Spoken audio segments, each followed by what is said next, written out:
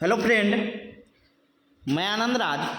आप तो देखिए मगध यूनिवर्सिटी का एग्जाम होने वाला है सेशन 20-22 का, बहुत कम दिन बचा हुआ है। तो देखिए इससे पहले हम कोर्स सेट जो आपका नॉलेज एंड करिकुलम है उसका वीवीआई कर दिए हैं। आज हम कोर्स 9 जो आपका है असेसमेंट फॉर लर्निंग है उसका वीवीआई क्वेश्चन लेके आए, समझ गए। देखिए किन्हीं किन्हीं को पूरा कोर्स का नोट्स चाहिए, C8 C9 C10 फिर ऑप्शनल का और फिर मेथड का, तो आप इस नंबर पर कुछ पेमेंट करके आपको नोट्स मिल जाएगा 9576002401 पर आप व्हाट्सएप करके नोट्स ले सकते हैं, समझ गए। 9576002401 पर। चलिए अब स्टार्ट करते हैं, व्हाट्सएप कीजिएगा, आपको बता दीजिएगा कैसे नोट्स मिलेगा, समझे। देखिए लिखा हुआ है ऊपर में कि BEd second year VVI question 2023 session हो गया 20-22 कोर्स 9 असेसमेंट ऑफ लर्निंग, समझे। असेसमेंट फॉर लर्निंग होता है, यहाँ पर ऑफ नहीं होगा, फॉर होगा। पेपर का नाम आपका असेसमेंट फॉर लर्निंग होता है।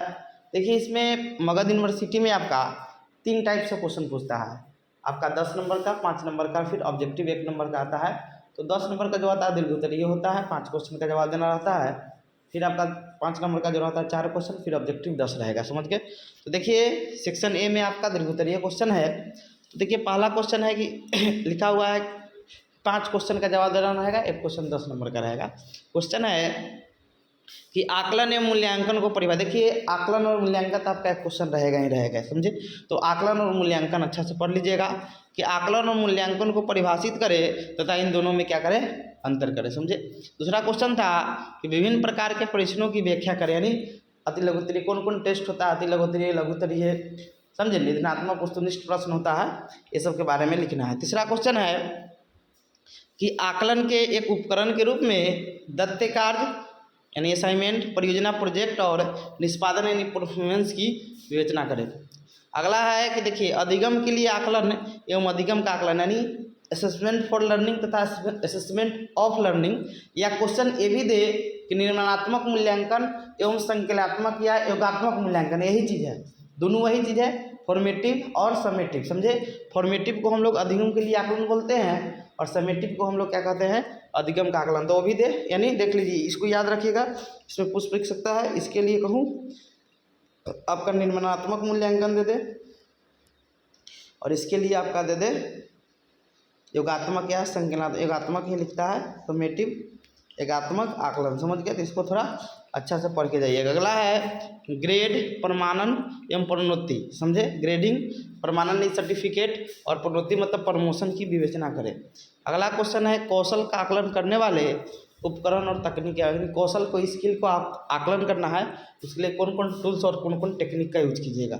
7वां नंबर क्वेश्चन है कि अधिगम को परिभाषित कीजिए तथा अधिगम के आयाम, 3 आयाम होता है, संज्ञानात्मक, भावात्मक और क्रियात्मक, तीनों आयाम के बारे में बताना है, समझे। तो 7 क्वेश्चन है आपका, इसमें से और 3 और क्वेश्चन होगा, और इसमें से आपको क्या करना है, कोई आपको 5 क्वेश्चन का जवाब देना है, यानी 10 वो होगा, उसमें से 8 देगा आपका, उसमें से कोई आपका 5 क्वेश्चन का जवाब देगा। अगला है 8 नंबर क्वेश्चन कि समान वितरण से आप क्या समझते हैं, समान संभावना वर्क यानी NRC के मुख्य विशेषताओं का वर्णन करें। अगला है 9 नंबर कि एक अच्छे मापन उपकरण की प्रमुख विशेषता की विस्तृत विवेचना करें, और 10 नंबर लास्ट है सेमेस्टर प्रणाली से आप क्या समझते हैं, समझ गए। इतना क्वेश्चन कर लीजिएगा, इसी में से आपका क्वेश्चन आएगा।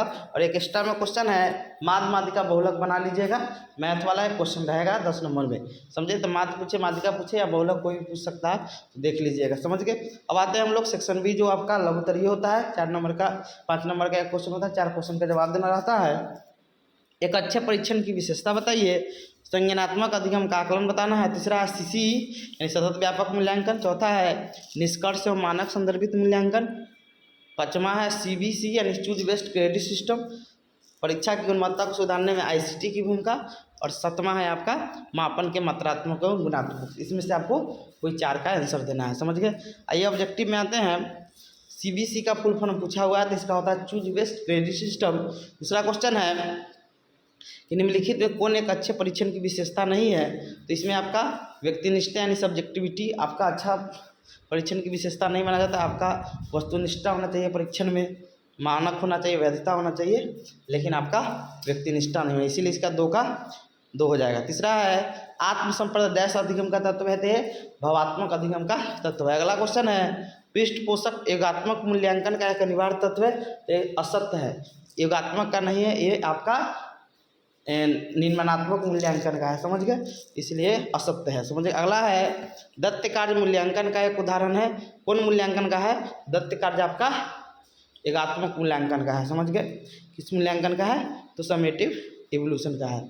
अगला है कि सहसंबंध का मान हमेशा -1 से +1 के बीच होता है। अगला है कि विचलनशीलता की एक माप है, तो ये स्टैंडर्ड डेविएशन यानी SD का क्या है, माप होता है। अगला है निम्न आंकड़े का बहुलक, बहुलक यानी जो जितना बार सबसे अधिक बार रिपीट किया होगा, तो इसमें सबसे ज़्यादा रिपीट कौन किया है, तो लग रहा है 15 ही किया हुआ है, समझे, इसीलिए इसका आंसर क्या हो जाएगा, 15 हो जाएगा। देखिए 15 1 2 3 बार है, 18 नहीं, तो ये आंसर 15 हो जाएगा। 16 भी आपका 1 16 भी, अरे 1 2 3 16 1, वही आंसर हो जाएगा आपका 15। अगला है प्रतिशांक यानी परसेंटाइल डैश माध्यिका का बराबर 50 माध्यिका के बराबर होती है। लास्ट है समस्या समाधान डैश अधिगम का घटक है, संज्ञानात्मक अधिगम का घटक है, समझ गए, तो ये हो गया आपका, समझे। ऐसे ही C10 का भी डाल देंगे। Thank you.